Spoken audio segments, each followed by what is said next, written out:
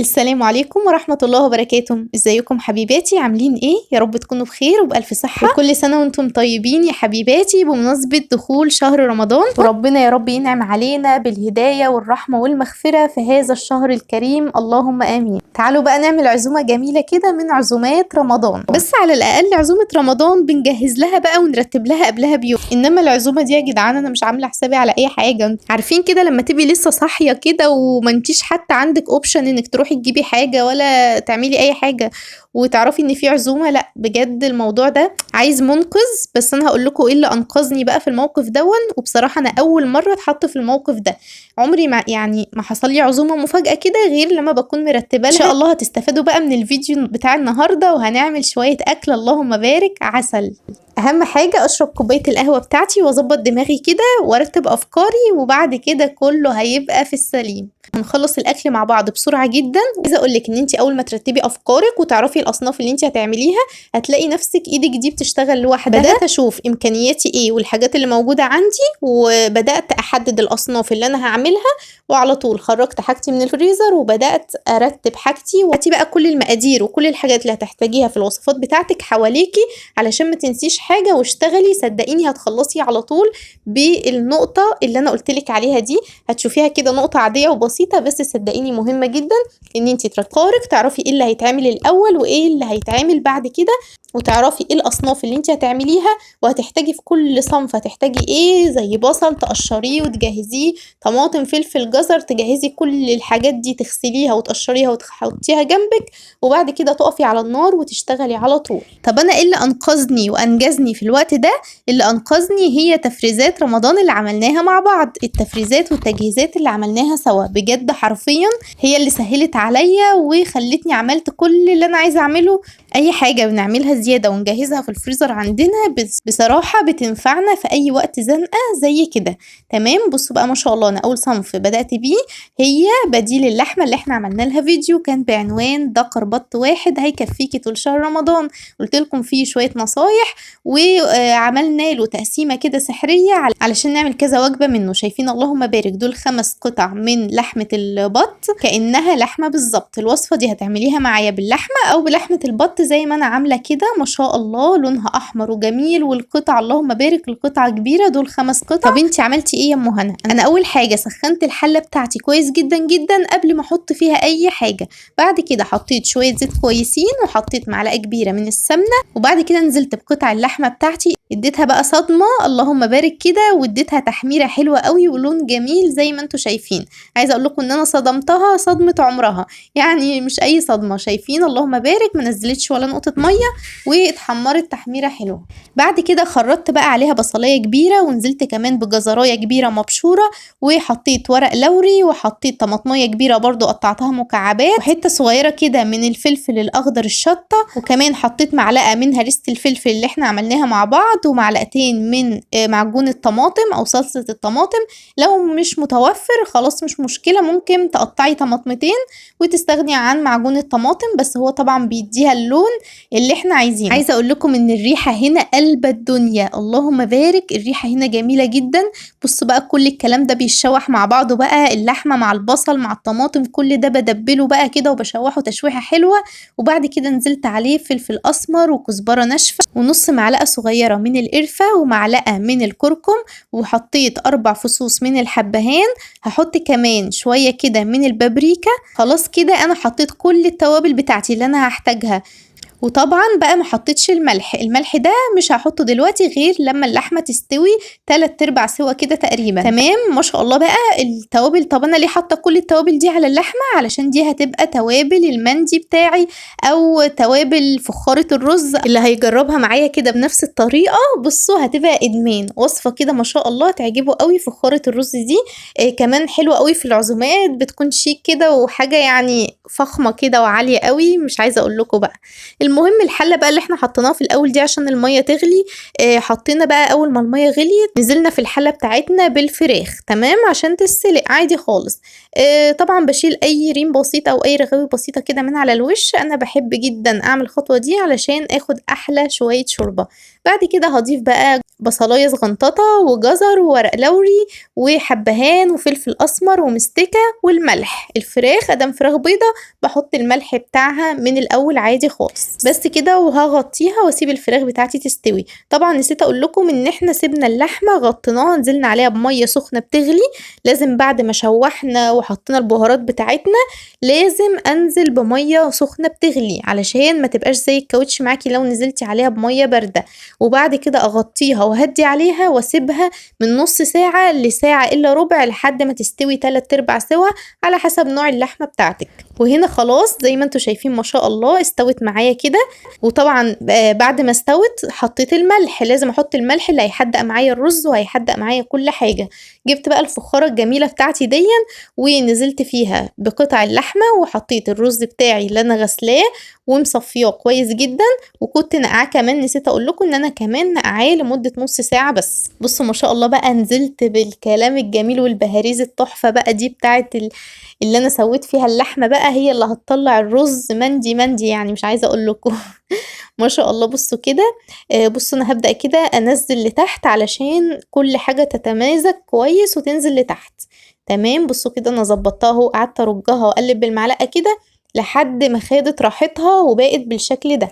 اهم حاجه طبعا الرز يكون واخد راحته والسوائل تكون مظبوطه، يعني تكون فوق الرز كده بشويه كويسين. وطبعا لو السوائل دي اثرت معاكي حطي انزلي بشويه ميه سخنه. تمام بعد كده انا المفروض هحطها في الفرن، بس انا حطيتها الفرن كنت لسه قايداه فما كانش سخن، وقلت بالمره عشان انجز وقت فحطها على النار تسخن. فعلى ما تسخن شويه هقوم بقى مدخلاها في الفرن في قاع الفرن، يعني على الصاجه بتاعه الفرن، مش هحطها على رف. هنزلها تحت عادي خالص وهخلي النار وسط.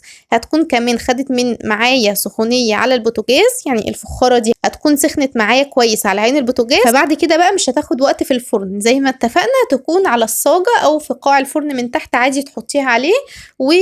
اهم حاجه نار الفرن تكون وسط. تمام ما تقلقيش وهتطلع ما شاء الله حاجه كده دايبه، هتشوفوا معايا الجمال في الاخر. تعالوا بقى نشوف الوصفه اللي بعدها.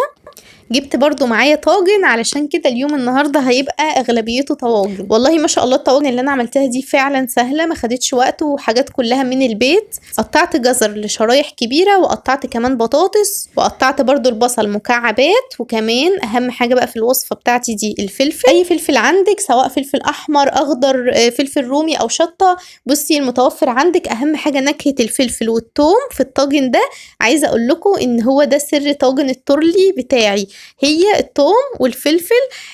بس كده. ولو عندك بقى هريسة الفلفل برضو حطي معلقة صغيرة.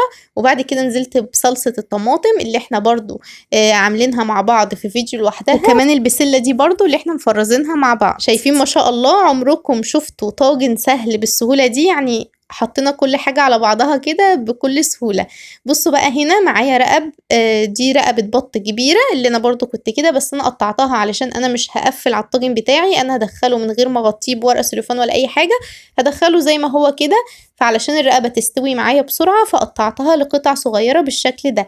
عايزة اقول لكم انها هتدي ريق للطاجن ده عسل، هيبقى بصوا طعمه وريقه عسل زي العسل. وعشان برضه اما نيجي نفرخ كده من الطاجن نلاقيه ايه ملغم كده مش اي كلام. الطاجن ده ما حطيتش عليه غير ملح وفلفل اسمر وكزبره ناشفه، ونزلت عليه كمان بميه سخنه او بشوربه. انا حطيت شويه ميه كملت بالشوربه اللي كانت عندي. عايزه اقول لكم ان الطاجن ده بس كان محتاج كوسه وهيبقى عظمه، بس انا ما كانش عندي كوسه فعملت بالحاجات اللي عندي وخلاص كده. حطينا الطاجن كمان جنب اخوه في الفرن. طيب بتقطعي بصل تاني ليه يا ام هنا؟ البصل غالي. تعالوا نشوف بقى الوصفه اللي بعدها بنقطع لها بصل ليه، وقطعنا لها كمان فلفل الوان او سواء بقى فلفل اخضر اي فلفل عندك، وجبنا صدر فرخه وقطعناه لشرايح بالشكل ده زي الشاورما.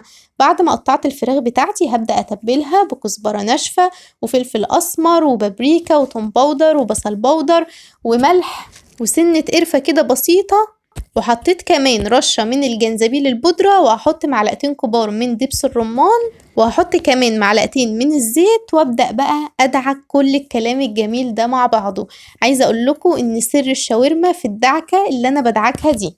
ايوه زي ما بقول لكم كده، لما بدعكها كده التوابل بتلزق في الفراخ وتديها الشخصية بتاعتها. لو نزلتي بالفراخ بتاعتك على النار من غير ما تدعكيها الدعكة دي وتديها التوابل المظبوطة بتاعتها مش هتاخدي منها الطعم الجميل كده. يعني عايزه اقول لكم ان دي افضل تجربه تجربيها للشاورما انسي بقى. يعني انا دايما اقول لكم لشاورما الفراخ التركه دي، يعني بصوا هي حاجه كده بسيطه بس مهمه جدا، هي الدعكه دي، انك تدعكي الفراخ حلو قوي قوي بالتوابل قبل ما تنزلي بيها على النار وخدي احلى طعم واحلى ريحه بقى، حاجه بجد ما يتحكيش عليها. عايزه اقول لكم ان الحله دي اللي انا سويت فيها اللحمه رجعت تاني حطيتها على النار زي ما هي. يعني بصوا احنا عايزين نقتصد كده، مش عايزين فرهده ونقعد نغسل في مواعين وكده، فبنحاول على قد ما نقدر ننجز. فنفس الحله قمت حطها على النار وسخنتها برضو كويس جدا ونزلت بشويه زيت كويسين ومعلقه سمنه، وبعد كده اديت برضو الفراخ بتاعتي صدمه حلوه وتشويحه حلوه لحد ما غيرت لونها، وبعد كده بقى نزلت عليها بالفلفل والبصل اللي انا خرطتهم معاكم. بس هنزل بقى بشوية ملح بس ازودهم، انا كده كده مدية الفراخ بتاعتي التوابل المظبوطة، بس هزود شوية ملح علشان البصل والفلفل. تمام. بصوا بقى بعد ما خلصت معايا اشتغلتها من اولها لاخرها على نار عالية زي ما شايفين، شكلها بيتكلم بينطق مش بيتكلم، قمر كده وريحتها تحفة وجميلة.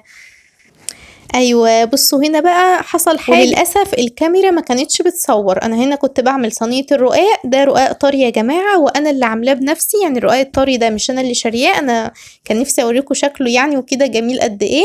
فما شاء الله الرقاق جميل جدا. وعملت الصينيه دهنت سمنه وحطيت 4 رقات تحت، وحطيت الشاورما اللي احنا عملناها سوا في النص، وبعدين حطيت 4 رقات فوق، وطبعا كل رقه ببلها بالشوربه السخنه. وبعد كده دهنت برضو من على الوش سمنة وده وش قشطة كده، خدت وش اللبن بشوية لبن كده علشان اديها الطعم الفلاحي الاصلي. بس كده دي اجمل صينية رقاق. هتشوفوا دلوقتي برضو طريقة التسوية بتاعتي بتطلعها ما شاء الله تحفة. بس طبعا يعني المقطع وانا كنت لسه بعمل الطبقات ما تصورش، مش مشكلة الحمد لله، قدر الله ما شاء فعل. بس كده هدخلها الفرن. وبعد كده الفراخ اللي احنا سلقناها وخرجناها من الشوربة سوا رصيتها بقى في صينيه علشان ادخلها الفرن. برضو جبت شويه من الكاتشب ده برضو احنا عاملينه سوا لسه قريب من التجهيزات البرطمانات، وحطيت معلقتين زيت وشويه ملح وشويه فلفل اسمر وقلبتهم كويس مع بعض ودهنت بيها الفراخ.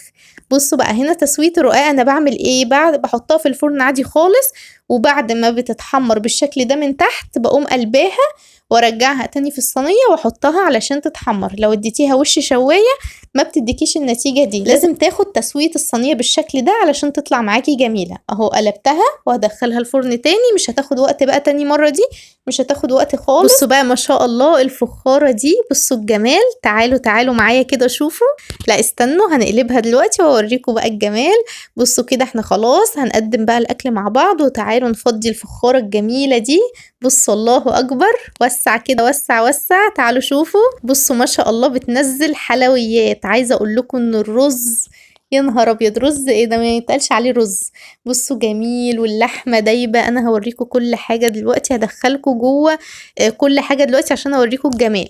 يبقى كده الرز معانا بقى اساسي. بصوا احنا هنقدم الاكل زي ما هو كده بالصواني، حتى الرقاق بتاعي هقطعه بالمخرطه كده بيكون سهل جدا، وهقدمه بالشكل ده. هننزل الصواني والطواجن وناكل كده بقى واحنا قاعدين، ما احلى بقى الاكل بالشكل ده. لو عايزين انزل لكم بقى وصفه الرقاق الطري دي اكتبوا لي في التعليقات. بس بالله عليكم يا حبيباتي ما تنسوش اللايك الجميل من ايديكم، فاوعي تنسي لايك بقى كده حلو من ايديكي، وشير كمان علشان الكل يستفاد. تعالوا شوفوا معايا، قربوا. ايوه تعالوا شوفوا اللحمه اهي، لحمه حمرا دي ولا مش لحمه حمرا؟